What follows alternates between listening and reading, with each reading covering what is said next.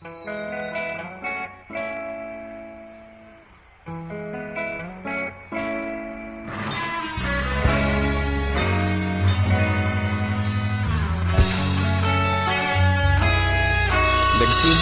ang lahat sa eskwela, nagsama-samang 12 sa kalokohan at sa tuksuhan, hindi maawat sa isa't isa. Madalas ang standby sa cafeteria, isang barkada na kay saya. Laging may hawak-hawak na gitara, konting udyok lamang kakanta na. Kay simple lamang ng buhay noon, walang mabibigat na suliranin. Problema lamang laging kulang ang datong. Sana napunta ang panahon? Sana nga ba? Sana nga ba? Sana napunta ang panahon? Sana nga ba? Sana nga ba? Sana napunta ang panahon? Sa unang ligaw kayo'y magkasama, magkasabwat sa pambobola. Walang sikreto kayong tinatago, okay sarap ng samahang barkada.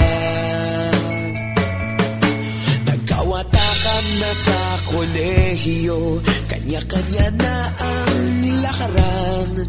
Kahit minsanan na lang kung magkita, pagkakaibigay hindi nawala. At kung saan na napadpad ang ilan, sa dating eskwela meron din naiwan. Meron pa ng mga ilang nawala na lang, nakakamiss ang dating samahan. Sana nga ba? Sana nga ba? Sana nga bang barkada ngayon? Sana nga ba? Sana nga ba? Sana nga bang barkada ngayon?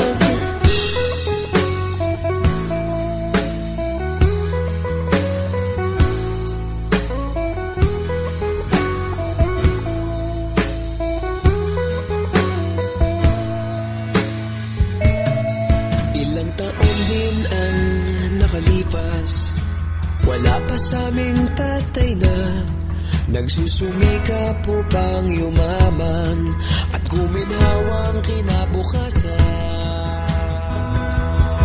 Paminsan-minsan kami nagkikita, mga naiwan at natira. At gaya nung araw namin sa eskwela, pag magkasama'y nagwawala.